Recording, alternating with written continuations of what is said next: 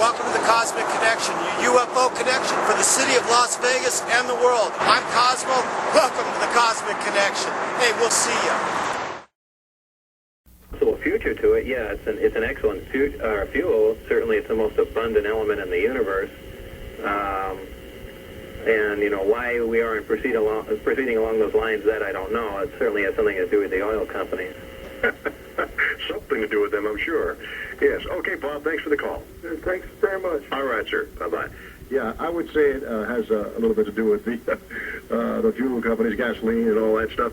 Bob Lazar, I want to thank you very much. Oh, wait a minute, there's another caller that I promised that you would talk to them, and let's do this first and let you get away after that, all right? Okay. Would you do that for us? Sure. Thanks a lot.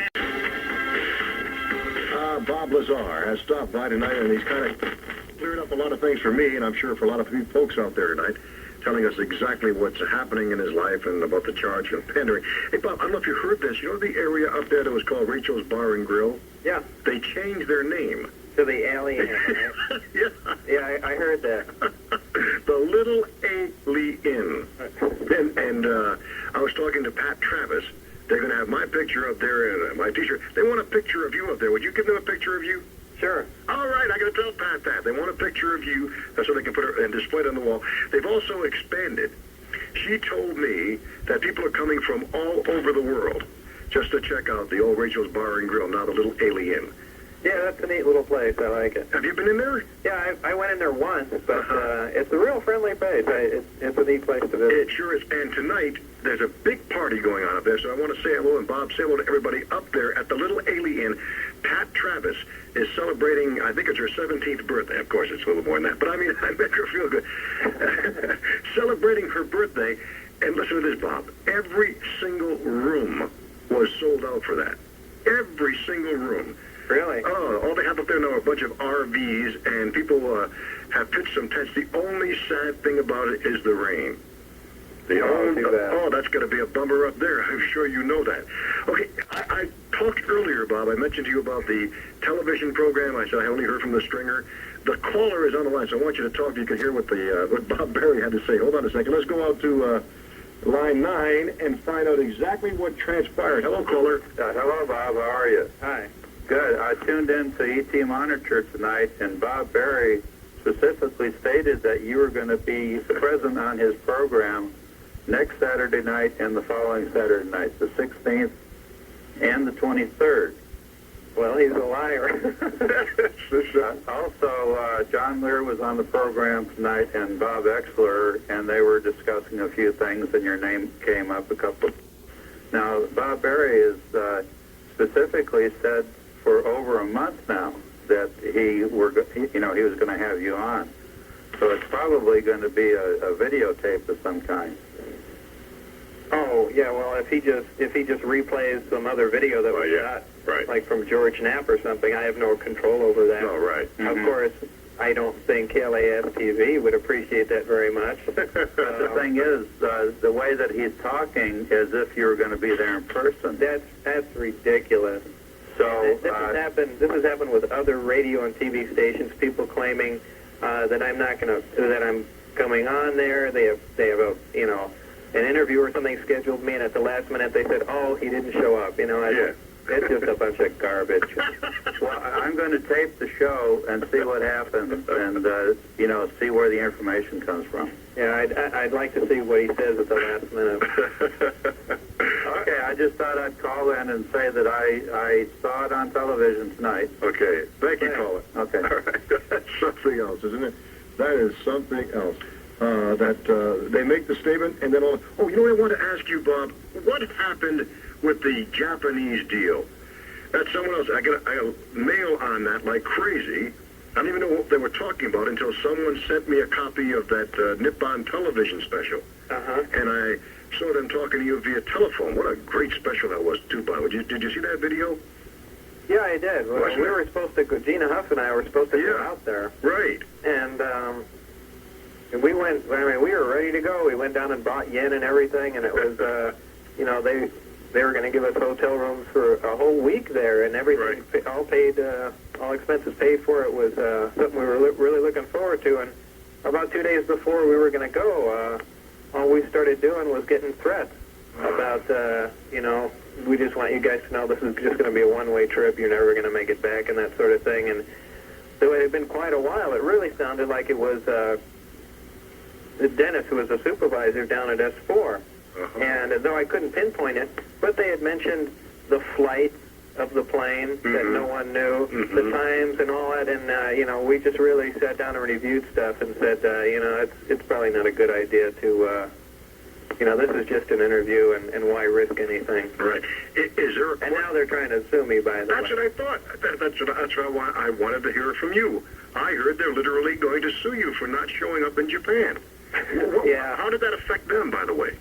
I haven't the slightest idea, because we said... you were on the phone anyway. It worked perfectly. Yeah, well, let's do it by phone, because, what's more important in your life, or there's stupid television interview.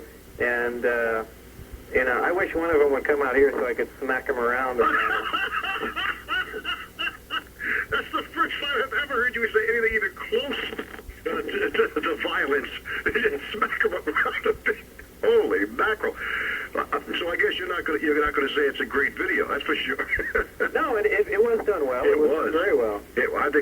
I think it's by far the best. I mean, they went to every intricate detail. Yeah, they did. They did reenactments and everything. It's done very well. I'd like to see it in English. Yeah, right. Oh, you don't have the audio portion in English? No, do you? I do. Oh, you're like, well, I guess they wouldn't send me a copy. I have to get you a copy of that. Now that I know you don't have it. As a matter of fact, I will take care of that for you.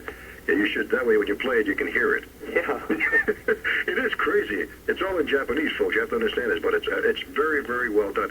So the way it stands right now, have you literally been sued? Or have they? No, not yet. I can't wait till they do that. In other words, you have not been served with any papers. No. It's just been talk. Yeah. So it's probably not even going to happen. No, I dare them. Yeah, I dare them. Yeah, I don't even think it's going to happen, to tell you the truth. I think it is all talk. Anyway, let's take another call here and talk with Ted. Ted always has some great questions. Hi, Ted. Hi. Lazar? Yeah. I remember the element 115. Yeah. Could you explain that as to it's not an element, or it's an ore, is that correct? No, it's an element. Okay, it's an element. We have how many elements on Earth? 103. Okay.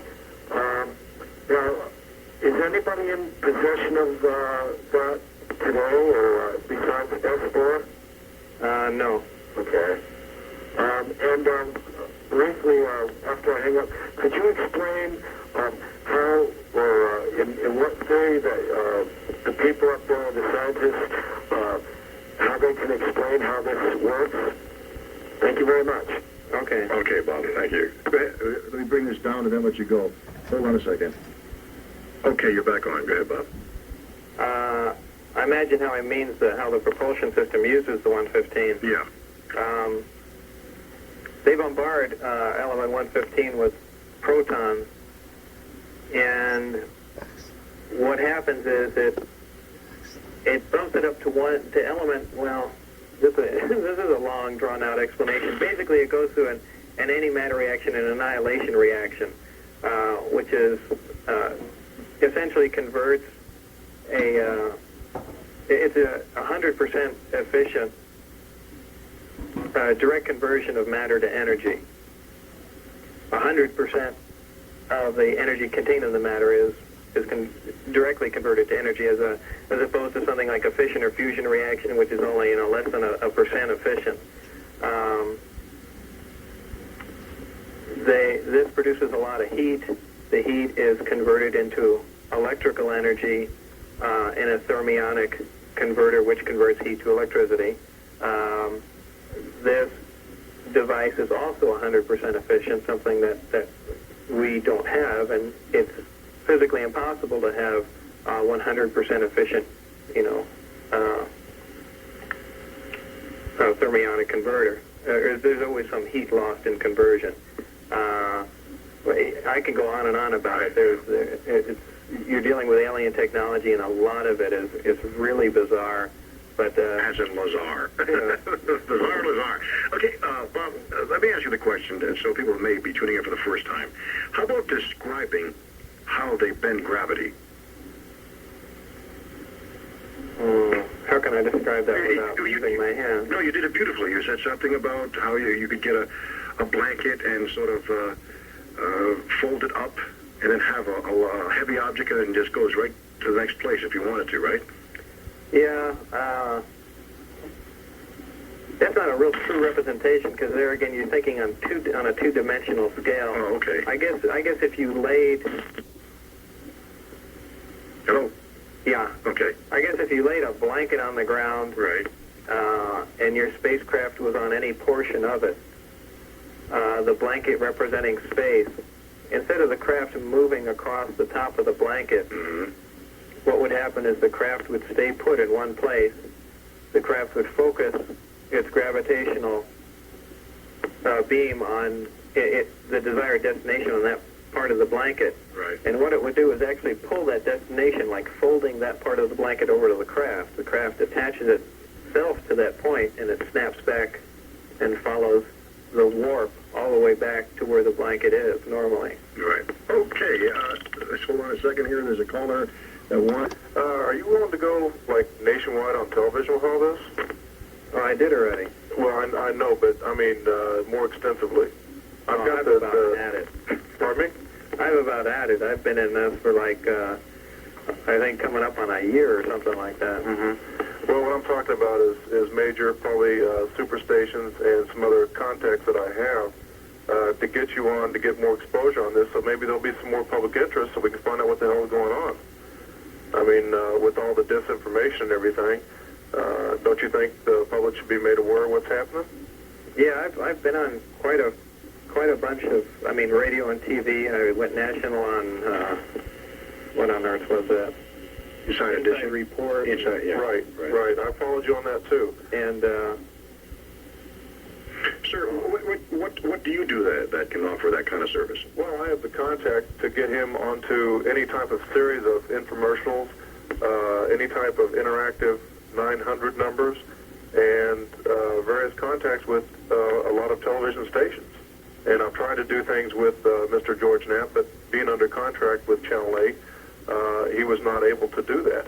And, you know, I think the more exposure there's going to be of this, that, you know, we're going to start putting the pieces together and everybody's going to find out what's going on. Right. But yeah, I think, well, basically what's happened is I told my story, and other people can certainly repeat it. The information is there. I'd really like to get back to normal life here, especially with all the strange stories and whatnot flying around about me, and you know, I'd really like to kind of step away from it permanently.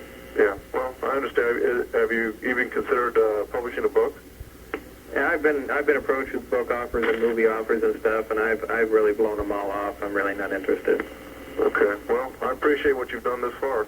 Well, thanks. Good luck. thanks for the call, sir. All right, bye-bye. I don't know who that was, but it sounds like someone who feels he can do just about anything. Does that sound that way to you, Bob? Bob? Yeah. Sounds like he can do anything. I can get you a 900 number, I can get you any television show. Wow. That's pretty heavy duty. Where was he when we needed him? We could use that situation. We really could, if not through Bob, but we've got to get the word out. Bob, I want to thank you very, very much for coming by and telling us the story behind the story. It's a lot clearer as far as I'm concerned. I think now the listeners of The Happening certainly understand what you're going through, what they are trying to do to you, and it seems as though you're handling it very, very well. If we can be of any assistance, needless to say, you know, call on us anytime. Okay. All right. And is there anything you want to say, leave us with, any thoughts? No, nothing that I can think of. Nothing you can think of, all right. Thanks again, Bob. Okay, no problem. Keep in touch. Sure. All right, bye-bye. Bye. Bob Lazar. And I think now we know the story behind the story. And now... Dodger, because he's always trying to dodge, but you can catch him if you call him right now. No, it's Harold Jenkins. Harold Jenkins. Really? It's really Harold Jenkins. Okay, all right. All right. The lion sleeps tonight. Great, everyone, where the boys are. You know, that's it. If you're on, what are you on, 2 hours, right? 3. 3 hours, and you've got to come up with the best. You can't miss. You cannot miss.